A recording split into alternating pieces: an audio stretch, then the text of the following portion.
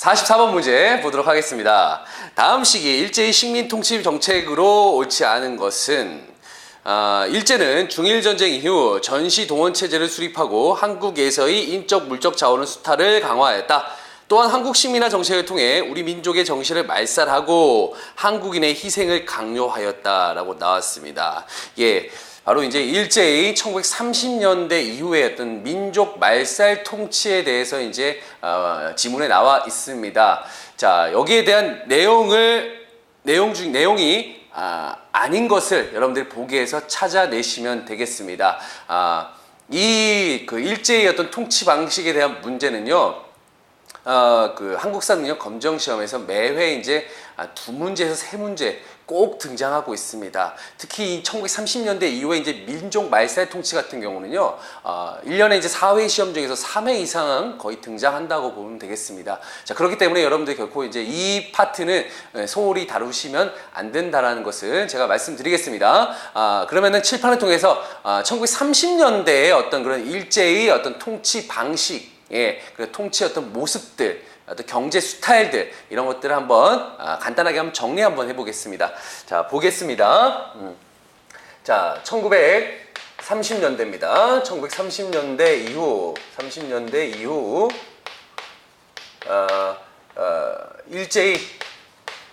일제의 통치 방식입니다.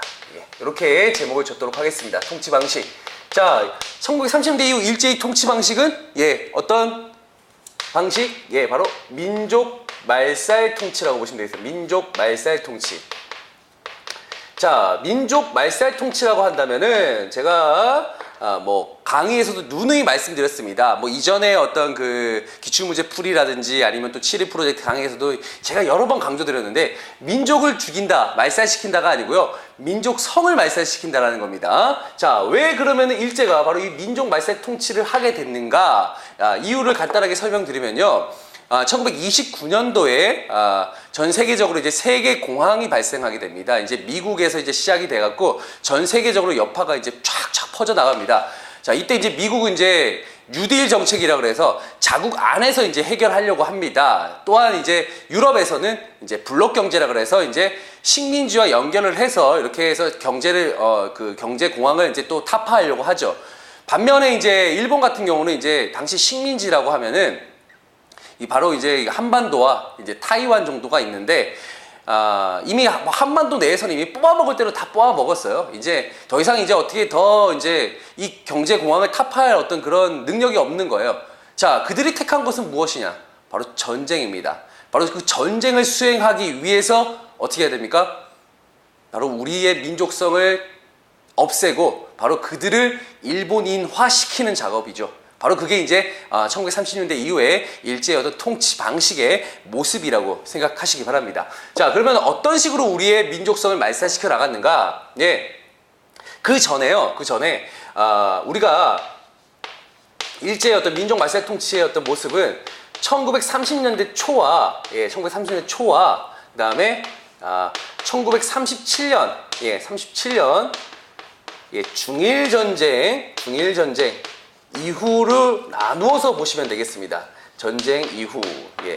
왜 그렇게 보냐면은 일제가 본격적인 어떤 민족 말살 통치가 시작된 건요. 바로 이때부터라고 보시면 되겠습니다. 우리가 이제 민족 말살 통치하면 여러 뭐 정책들이 나옵니다. 뭐 한국 식민화 정책부터 해서 뭐 국가 총동원령 나오고 막 그러는데 그게 이제 본격적으로 실시된 거는 바로 이 1937년 중일 전쟁 이후라고 여러분들 판단하시기 바랍니다. 물론 1930년대 초에도 이제 전쟁 준비를 위한 이제 병참 기지화 작업이 이루어집니다. 그러니까 1930년대 초는 그 민족 말살을 위한 어떤 초기 단계라고 한다면 본격적으로 이루어지는 단계는 바로 이 중일 전쟁 이후다라고 이제 생각하시기 바랍니다. 자, 그러면 내용들 한번 살펴보도록 하겠습니다. 뭐냐? 첫 번째가 이제 황국 식민화 작업이죠.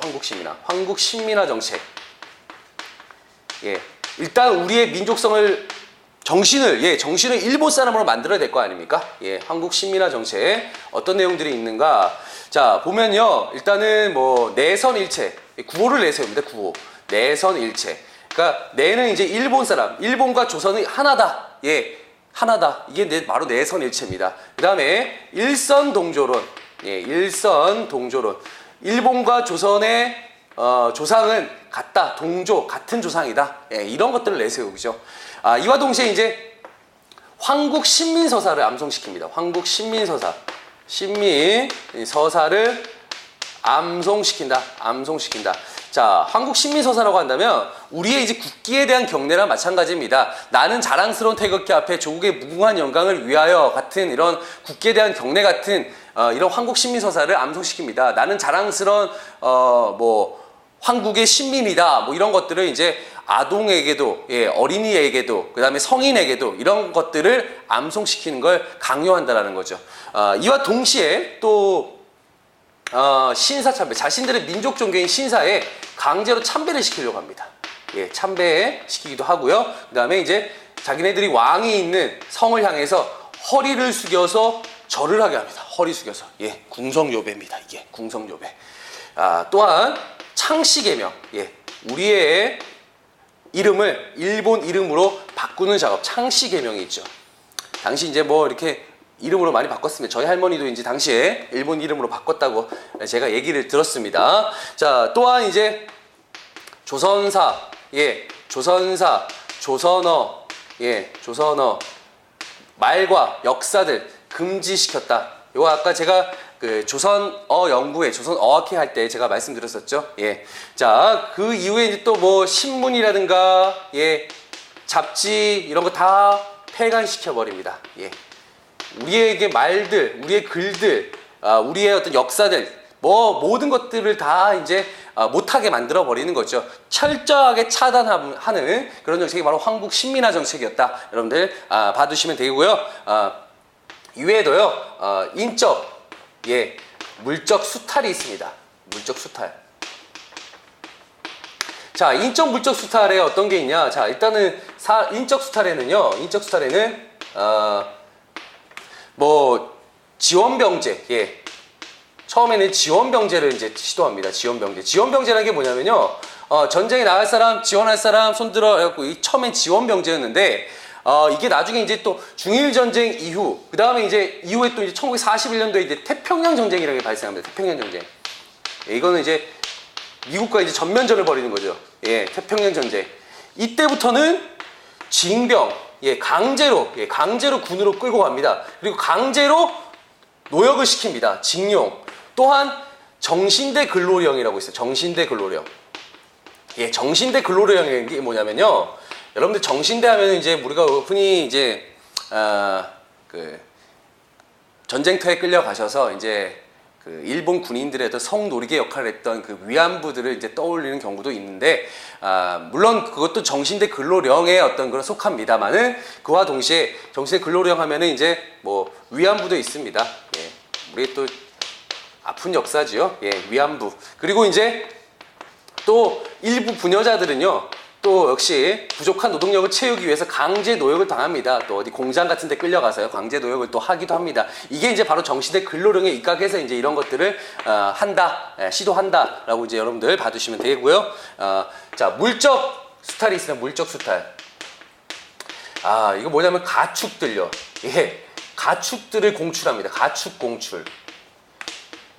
그러니까 뭐 군수품이죠. 군수품을 마련하기 위해서 이제 가축들 잡아서 뭐 가죽 벗기거나 아니면 그들에게 이제 뭐 식량을 제공하겠죠. 예, 가축 공출. 그 다음에 동시에 미국 공출.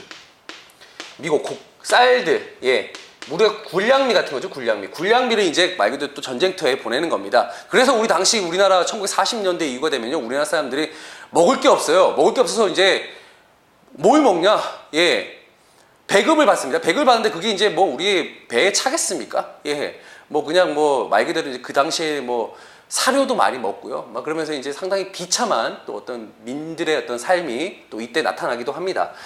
이와 동시에 이제 또 역시 금속 공출, 전쟁에 만드는 무기를 만들기 위해서 금속 같은 것도 이제 공출합니다. 예, 바로 이런 것들은 무엇이냐? 바로 일제가 전쟁 수행을 위해서 이제 강제로 이제 우리들을 이런 식으로 이제 정신을 개조하고 이제 이런 식으로 이제 수탈을 하게 되는 겁니다. 자, 인적 물적 수탈. 이때 이제 내려진 이제 법령이 국가 총동원령이라고 있어요. 국가 총동원령. 예, 국가 총동원령. 이게 1938년도에 예, 국가가 이제 총동원을 해서 전쟁에 임하자. 이게 바로 이제 국가 총동원령이라고 여러분들 판단하시면 되겠습니다. 자, 이런 식으로 이제 민족 말살 통치의 모습이 나타나고 있습니다. 여러분들 요 정도만 여러분들이 파악을 하신다면은 중급에서는요, 예, 이 시기에 어떤 문제가 나온다면은 여러분들 쉽게 또 맞추실 수가 있습니다. 자, 그러면 한번 보기를 통해서 정답을 찾아보겠습니다. 1번 징병제를 실시하였다. 맞죠? 예, 맞습니다. 2번 회사령을 제정하였다라고 나왔습니다. 회사령. 자, 회사령이 제정된 거는 언제였죠? 예, 1910년대입니다. 우리 민족 기업의 어떤 그런 성장을 방해하는 회사령을 예, 또 이렇게 만들게 되죠. 그게 바로 1910년대의 어떤 그 무단 통치 시기의 모습이다라고 여러분들 알아두시기 바랍니다. 2번이 바로 정답이 되겠습니다. 3번 국가 총동원법을 실시하였다. 말씀드렸습니다. 국가 총동원령을 이때 반포하게 되죠. 4번 여자 정신 근로령을 시하였다. 자, 정신대 근로령이 바로 여자 정신 근로령이라고 보시면 되겠습니다. 5번 소학교를 국민학교로 개칭하였다라고 나왔습니다. 자, 이거는요. 국민학교. 예, 우리가 이제 1996년도까지 예, 국민학교라고 했습니다. 저도 이제 국민학교에 다녔었거든요. 이 국민학교가 뭐냐면 바로 이제 교육체제를 이제 전쟁 수행을 위한 또 준비 단계라고 이제 여긴 거예요. 그래서 이제 당시 황국신민해갖고 황국신민해서 요 국자와 요 민자를 따서 이제 국민학교다. 황국의 어떤 충성하는 백성, 국민을 만들기 위한 학교다. 그래서 이제 국민학교라고 이제 당시 이제 개칭하기도 했습니다. 소학교를. 근데 96년도에, 예, 1996년도에 어떤 민족 정기를 바로잡는 의미에서 이제, 초등학교로 이제 바뀌게 된 거죠. 여러분들, 뭐 아시는 분은 모르시는 분은 모르실 텐데, 이게 바로 이제, 당시의 어떤 모습이구나. 이 당시에 이제 국민학교로 바뀌었구나. 여러분들, 알아두시기 바랍니다. 그래서 44번의 정답은요, 예, 2번이 되겠습니다.